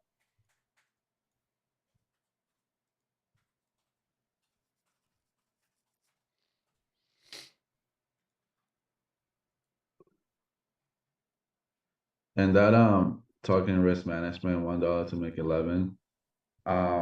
If you're scaling in, like I think that Dow position, even I because so here's the difference between the way that Tyler trades and the way that I trade. That is I'm trying to learn from him a little bit more, is scaling in into my positions. Like sometimes I see a nice setup and I'm just like, oh, that's nice. Boom, I pull the trigger. And I'm risking 1% from jump. Tyler scales in 2 or 3 different positions, and then he ends up risking more, but those later entries are all confirmation entries, so they're more likely. What am I trying to say? They're more likely to work out. So with the whole risk management thing, where you were risking $1 to make $11, if you scale in your entries, I think one to $11 is like kind of pushing it. But if you scale in, you can risk $1 to make 6. Yeah. Right. And then on your later entries, because they're more likely to play out because they're backside entries. Let's say right now, because we're selling, so there'll be backside entries. So there'll be confirmation entries. You're adding to that, and because those positions are more likely to work out, the risk isn't there as much. I don't know Yeah. if I explained myself Right. Well, right. yeah, no, you're right, and it's just that's where scaling in comes into play, because like it also depends per market. Because like if you talk a couple months ago, gold, like I was making some 10-hour trades. Like I would risk 3,000 to make 30,000 a couple months ago. So but now it's like the market's a little slower, so you can't expect those kind of trades. You scale in and you're maybe making like 4 or 5 hour. So it gives you more room and more flexibility and cost averaging to you're then waiting for the volume moves, and then once the volume moves come in, then you can make because you're already in 3 positions. Maybe then you make the 4 or 5 hour. So it gives you more flexibility in that type of play. But yeah, 1/10th entry on idea and scale on the confirmation. 1/10th entry. I don't know about 1/10th. You talk about like you're taking 10 entries? Like, is that what you're referring to?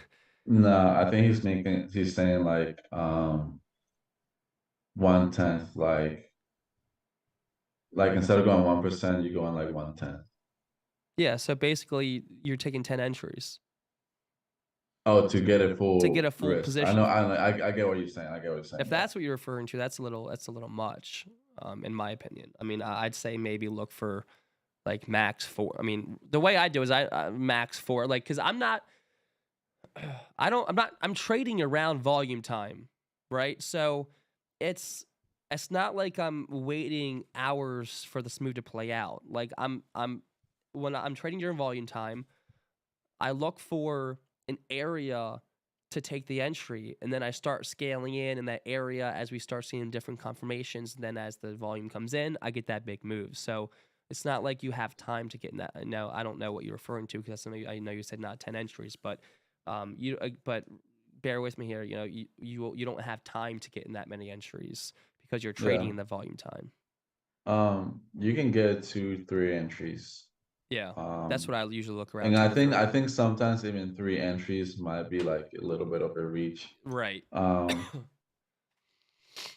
Well, I mean, if you're saying 1/10 of risk amount, that's basically saying you're looking for 10 entries, because you have to get. so to be yeah, so to have full risk, you have to have like all 10 entries. But um, the way that I would do it, it would be more like one One third per third. entry. Yeah, I usually do Yeah. 1/3 because I usually like you said, it's you're kind of pushing it if you're looking for more than 3 entries because you're trading around the high volume time. So 3 entries is typically what I look for max. So I do 1/3.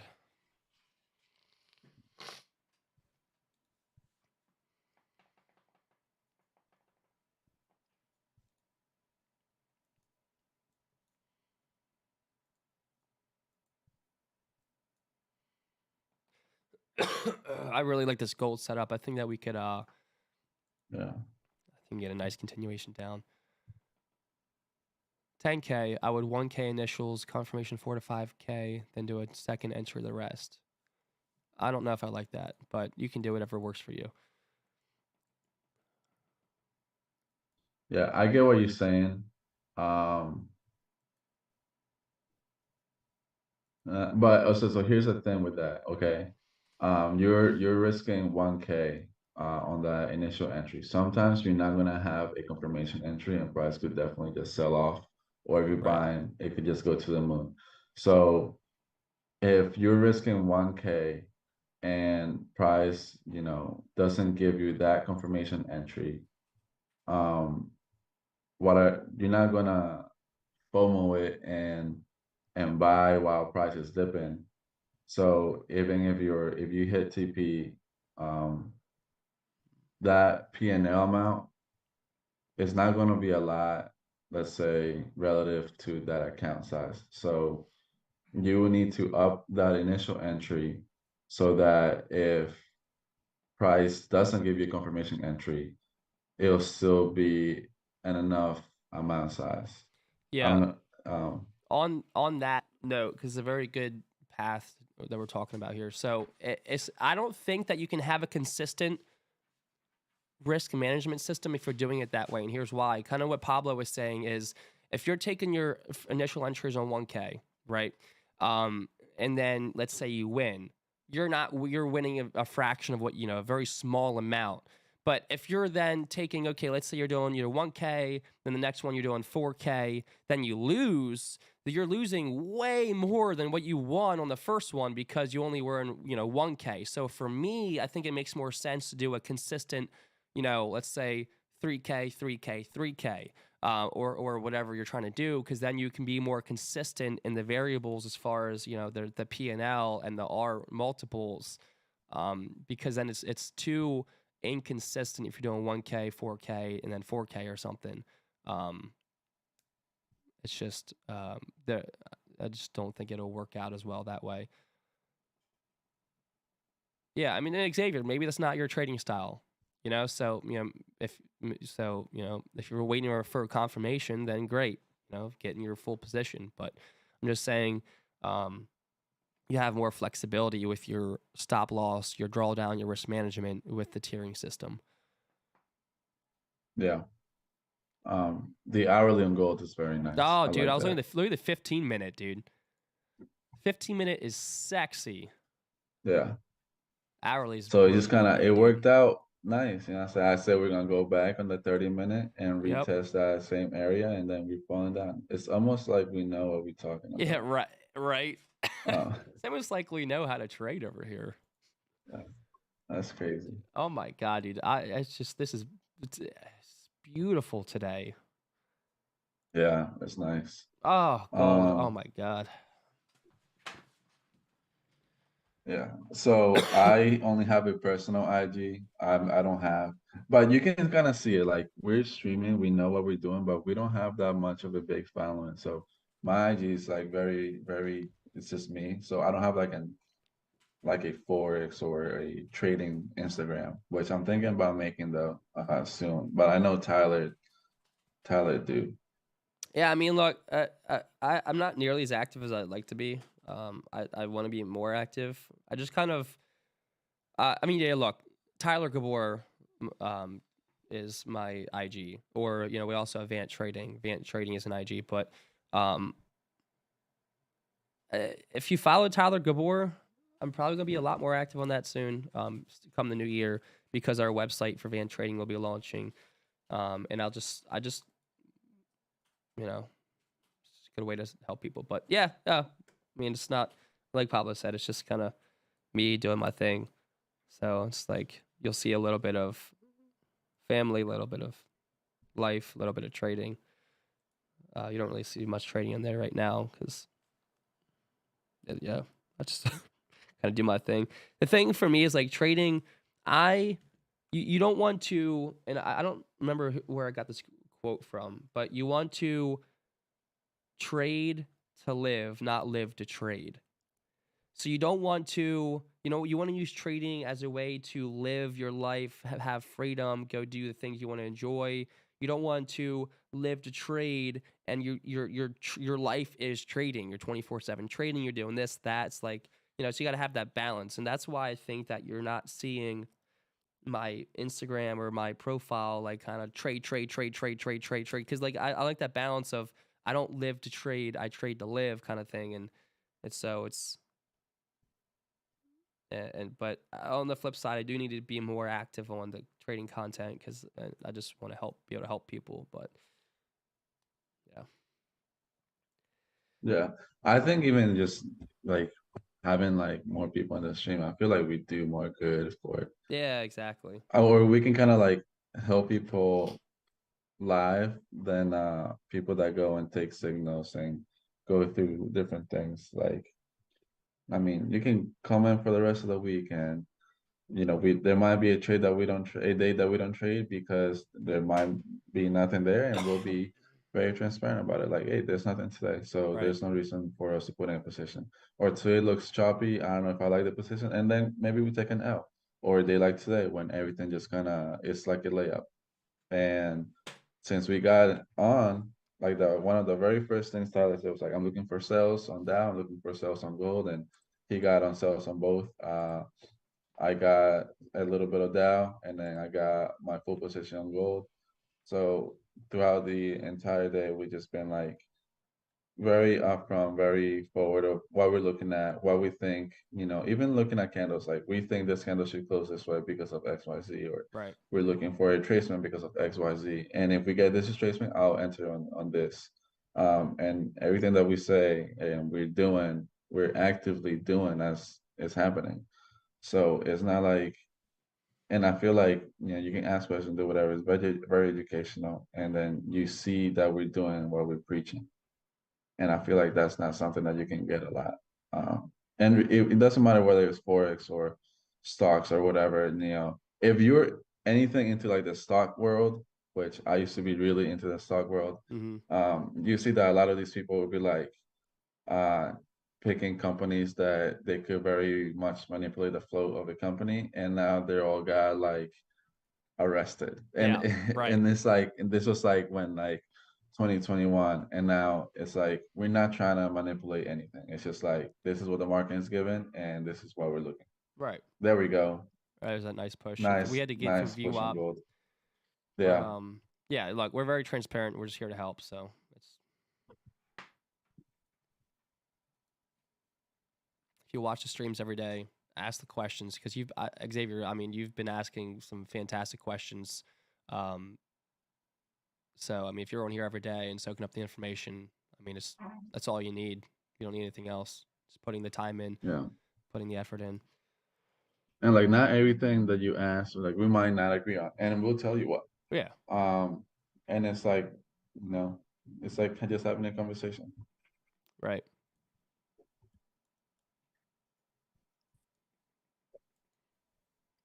I mean, it's trading is not like a one size fits all type of thing. Like everybody, there's Mhm. so many different ways to trade, so many different ways to interpret the market. Um, for the most part, Paulo and I are eye to eye, and we see the same thing. But we have different ways of looking at it, but we end up having the same idea and analysis. Um, so you might look at it a different way and see something different, but overall, it's just got to do what fits your personality.